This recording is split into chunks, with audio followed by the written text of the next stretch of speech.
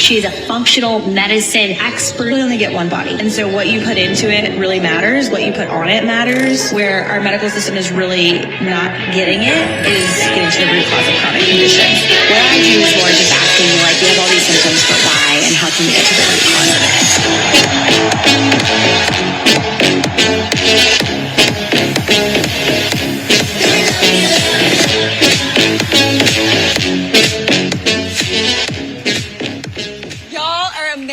And y'all know what America needs more of? We need more women like y'all hyping each other up and cheering each other on. Can I get an amen? This is seriously amazing. Did y'all know that according to the American Cancer Society, new cancer diagnoses are expected to top 2 million this year in 2024? And that's a pretty sobering statistic. And the saddest part about the statistic is that it's mostly driven by an increase among younger people. And I would argue that we have all been affected by cancer in some form or fashion or another. Whether you've been personally affected by cancer, a friend, a colleague, a coworker, cancer knows no bounds these days.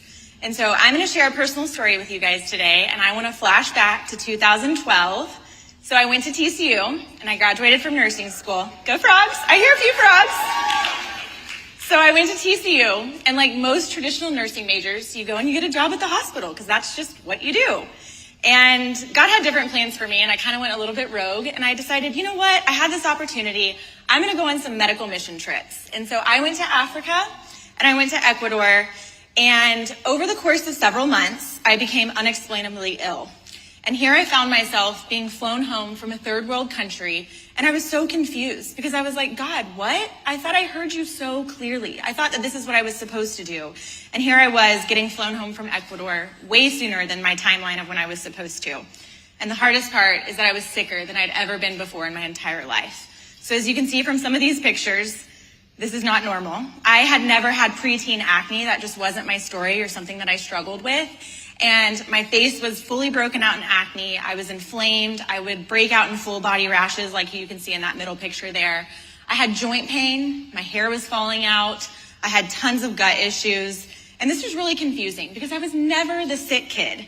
And so I did what you do in the medical system, and you go to every single provider and you have 15, maybe 20 minutes if you're lucky.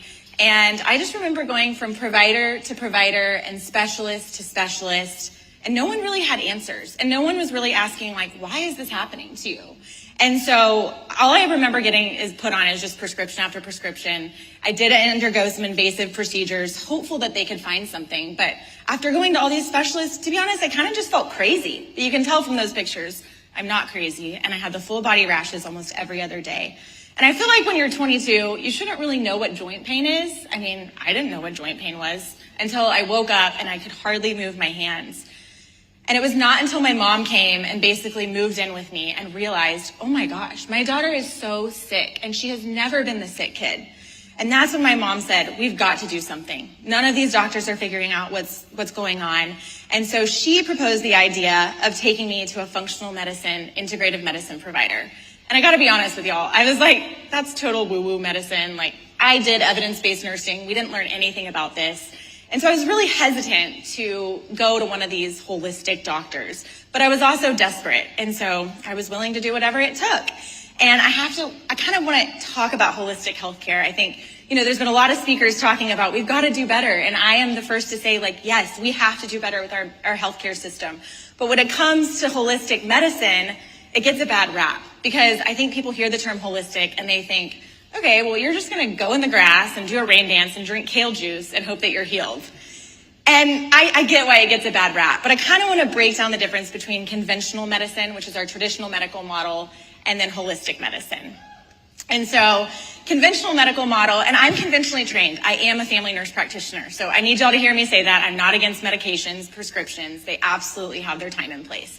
But the conventional medical model, what it does is we have just a few options. We have prescriptions, we have surgeries, procedures, imaging, and you have all of your specialists, okay?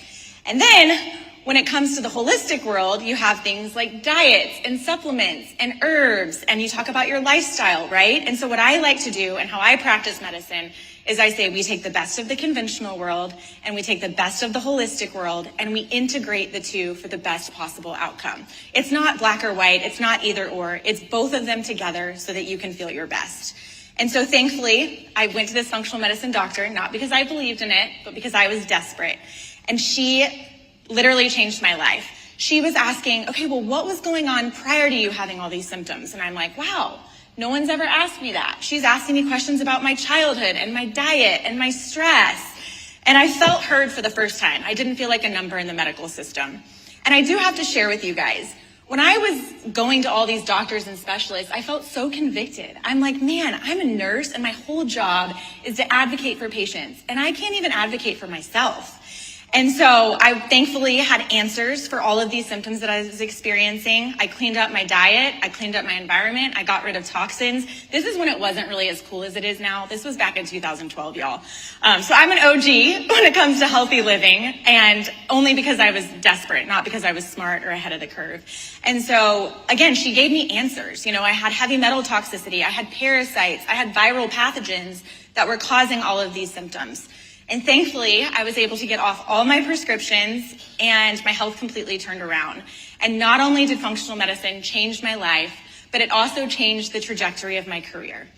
And God made it my mission field. And I went back to school. I was like, I just want to be a nurse and be a mom and be a wife. Wasn't married at the time, but that's what I wanted and just what I had hoped and prayed for. And God had different plans. And here I was, I found myself going to get my master's and I became a board certified functional medicine nurse practitioner. I opened my own practice and I co-founded a wellness center. And for the first time, I felt like, okay, God, you used all of the pain that I went through when it didn't make sense and when I was discouraged, and you turned it into a purpose. And I was able to help thousands of women and men, but mostly women. That's just who was drawn to me. And I was able to help them restore their health in a way that I had experienced the benefits of functional medicine. And so not only was I growing businesses, I was also growing babies. Yeah, we can clap for that. So I married the man of my dreams, who was a United States Air Force pilot. And whoo, yeah, go Air Force. So that picture up there of him was with his airplane deployed on his first deployment to Afghanistan. And I don't know if y'all can see that hat very well, or if you can read it, it might be a little backwards, but it says, this is in Afghanistan in the cockpit, and it says, make deployments great again. So you see, it was perfect. God had good plans. I just had to go through all of my health stuff. And then he also blessed us with two incredible children, Ryder, who's 4, and Bo, who is my 2-year-old. And all of a sudden, I just realized, oh my gosh, God, like you've used my sickness, my everything, so I can advocate for my family and make healthy choices for them.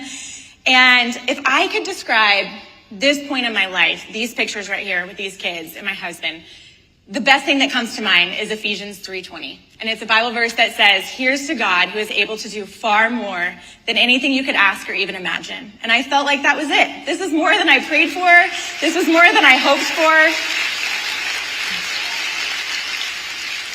And life was good. And then on September 6th, 2022, we were on a family vacation. This is hard, y'all. My toddler, who was 3 years old in those pictures, was running through the waves. And I was breastfeeding my 10-month-old baby on the beach. And minutes after these photos were taken, I got a phone call that would change my life forever. Taylor, I'm sorry to share, but we found a large mass in your brain. What? Me, Taylor Dukes, the healthy nurse practitioner, has a brain tumor? There's no way. I was in complete denial. I had absolutely zero symptoms. And remember, I'm a nurse practitioner, so I know the symptoms to look out for. You know, you have seizures, headaches, dizziness, loss of vision, hearing, personality issues, and guess what? I had none of them. So I was like, there's no way this could be me, and I know y'all are probably confused, so let me just share. The reason that they even found that I had a brain tumor, and yes, they did confirm I had a brain tumor, was because I was gifted a full body preventative scan because of the work that I do and the education that I do online. And so a company called me up, and I actually was familiar with this company. They're all over the US, and they do full body preventative scans. And so, of course, insurance doesn't cover it. It's something that you'd have to pay for. People will do it if they feel like their doctors aren't listening to them, but sometimes people will do it just because they want to see if there's anything going on. And so I didn't think anything. Again, y'all saw that picture. I'm breastfeeding my 10-month-old baby. I have a healthy 3-year-old. I'm not worried about my health. And thank God for his provision, because through that scan, that is how we found the brain tumor. And for those of y'all that aren't medical, it does not take a trained medical eye to realize that that big white mass is not supposed to be there, okay? I'm no radiologist, but I know enough to know that when I saw this, I was like, oh my gosh, that is a brain tumor. And let me tell y'all something. When you get diagnosed with a brain tumor and you're 32 years old, you know what you do? You name that big, fat, ugly thing. And you know what I named her? I named her Helga. And I am so sorry if there are any Helgas in the room. Like, I'm so sorry. Please forgive me. I just had to name the brain tumor, and I had to come up with something because I didn't want to be labeled as a girl that had a brain tumor. I was a girl that had a dang fat Helga in my head. And so, you know what we did? We went full Helga eviction mode. And so because I was not symptomatic and because of the work that I do, I wasn't just going to rush in fear to surgery with the next surgeon on call. I really slowed down and I prayed and I said, okay, Lord, I'm not symptomatic. And I did work with my doctor, and he basically said, okay, Taylor, here's the deal. He said, you have a brain tumor. It's only a matter of time before you become symptomatic. But what I want you to do is I want you to go get your life affairs in orders. And y'all, remember, my babies are young. So this is September, not even 2 years ago, you guys. And here I am. You wouldn't know I had brain surgery, right? So anyway, this is September, and the surgeon says, it needs to come out, but not necessarily now. Let's reconvene in January and get surgery on the books. And so in between September and December that year, it was my son's first birthday. It was Thanksgiving. It was Christmas. It was my birthday and our wedding anniversary. So, and I also had to execute a living will. Like, who does that? You know, but I'm like, okay, I have a brain tumor. I'm undergoing brain surgery. I guess I need to do that now. And so in that time, I didn't just sit and wait. I did so much research, and I found myself advocating for myself like I was 10 years ago, except for this time, I was advocating for myself in the cancer world. And let me tell you, it is not a fun place to be. But I actually went on a plane to Mexico, which sounds so sketchy, but I promise it's not. It's a Christian cancer healing center. And surprisingly, Mexico lets people do certain things for your health that they don't let us do here when it comes to oncology. Anyone shocked? So anyway, I went to Mexico, and I also flew to California. I see an amazing doctor out there. I still work with her today. And over the course of those 5 months, I interviewed multiple neurosurgeons. I did hyperbaric oxygen chamber. I did high-dose vitamin C. If you follow me on Instagram, I was wearing a red light helmet every day. I took hundreds of supplements, even some prescriptions. I did ozone therapy, none of which were offered by traditional doctors. In fact, I was discouraged from doing these things from a traditional oncologist. I remember sitting in his office, he's a doctor here in Texas, and I said, hey, is there anything that I can do to maybe shrink this brain tumor or at least prepare my body and get it healthy for surgery? And he was like, oh, no, that's a complete waste of money and time. Go spend that money and time on a family vacation. And I was like, well, I probably will do that, but I'm still going to go do all the other things. And so anyway, I did all these things for 5 months. And by the grace of God, we were able to shrink that big, fat Helga brain tumor in half. Go ahead.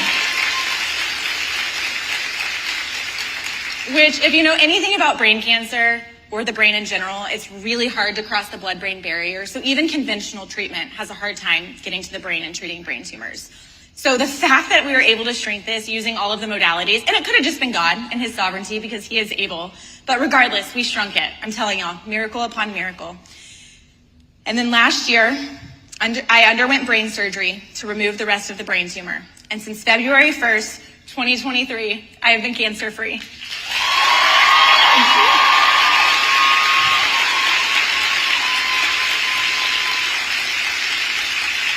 Thank y'all. It's still so weird to me to be up on stage and talking about having cancer. I'm like, this is just not my story. It is my story, and that is why I'm here, and I'm sharing it. But I'm like, this is just weird. I feel like I'm telling y'all this like fiction book. But anyway, you know what we did? They were able to thankfully get the entire tumor out, and as you can see in that picture right there, I have a huge hole in my brain. And it's never growing back. It just fills in with fluid. But after surgery, it was a miraculous recovery, you guys. And I think it's a testament to everything that I did to prepare my body for surgery.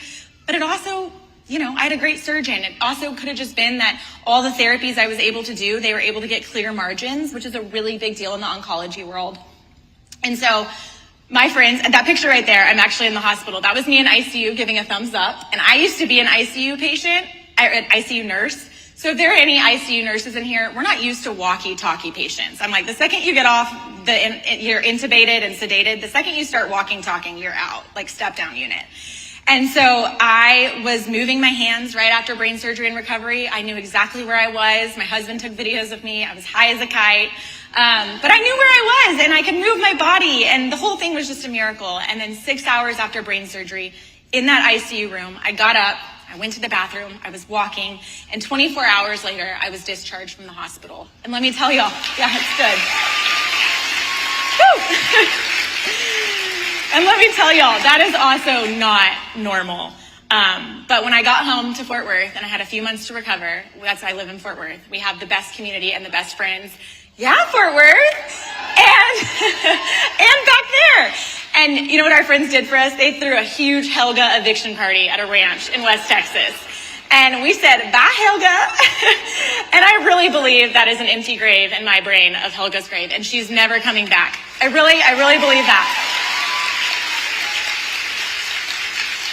And I have to share this with you guys. I think that everybody hears my story and they're like, and I know this happened at first when I publicly started sharing my story because I already had a health account and a blog and all this. And then I have to be like, wait, I'm Taylor and I'm the healthy one and you should trust me and I have a brain tumor. But something I want to share with you guys so that no one lives in fear. I think it's easy to think like, oh, this girl was healthy and she got a brain tumor. What's in my body? Do not fear. That is not your story. What y'all need to know is that this brain tumor had been growing likely 8 to 10 years. Per my oncologist, per my neurosurgeon. And if you trace that back, that was in the timeline when I was really, really sick and my immune system was suppressed. And so fear not, you guys, that thing had been growing for a long time and it was an absolute miracle that I never had symptoms. So girls, I don't share this with you all today to provoke fear. I share this with you because knowledge is power and when you know better, you do better. And I think we as a nation are only getting sicker and we have to take our health back into our own hands and we have to advocate for ourselves. The government, food corporations, and even some of our healthcare providers don't have health promotion and disease prevention at the forefront of our minds. And I gotta be honest with y'all, it's so weird to me. I never thought cancer would be a part of my story, but it is, and here I am. And I have never been more passionate about living a non-toxic lifestyle and making healthy choices and encouraging others to do the same. And yes, I know a lot of you guys might be thinking, well, cancer is genetic, so why would it matter if I'm healthy anyway? And actually, you guys, Alex alluded to this yesterday. Cancer is a metabolic disease. And if you don't understand that, you can go look it up and do research. I don't have time to explain. There are very few cancers that have a genetic component. But our medical system has led us to believe that if you have the genetics, you're doomed and you're going to get it. And I've always said, not even just talking about cancer, you know, people are like, oh, I have this genetic thing. And you guys, genetics are not our destiny. I say genetics load the gun, but lifestyle pulls the trigger. And so yeah, that's good. Y'all can clap because just because you have genetics, again, doesn't mean you're doomed. We have the ability, it's called epigenetics, if you want me to get real nerdy and sciencey. I'm not going to do that today. But it's called epigenetics. And we have the ability to affect the expression of our genes by the way that we live and the choices that we make every single day. And in fact, there's plenty of research, and I've been really loud about it online because I cannot ignore what I've learned in the oncology world. And there's plenty of research and evidence to support that cancer is largely influenced by our lifestyle choices, environmental factors like chemicals, pathogens, and more. So I share all of these things up here. You guys can screenshot this if you want. But these are 10 tips to up-level your life today. And I'm not going to go through every single one of them one by one. But these are things that I've done over the years working with patients in my private practice. And even though these might seem like little things, and does it really matter if I drink filtered water? And does organic really matter? And you know, it does matter. It does matter. I feel like now more than ever before, we've had to be so mindful of the things that we put in and on our body. And I'm not just talking about food. I'm talking about personal care products. And also, let me just share this too. Motivation is good, but I don't expect anybody to walk out of this room and change everything overnight. What I want you guys to do is I want y'all to start small, and these little small daily habits will ultimately become a lifestyle. And this list right here are some of the free top recommendations that you can start with. And so I also want to share with you guys that it's inevitable we're going to be exposed to toxins, okay? It's the world we live in, whether it's shots, you know, personal care products, everything. You know, ask questions, do your research, read ingredient labels. If you don't have peace about it, don't do it. And yeah, it's inevitable. We're going to be exposed to toxins, and we can't control everything, and we can't live in fear.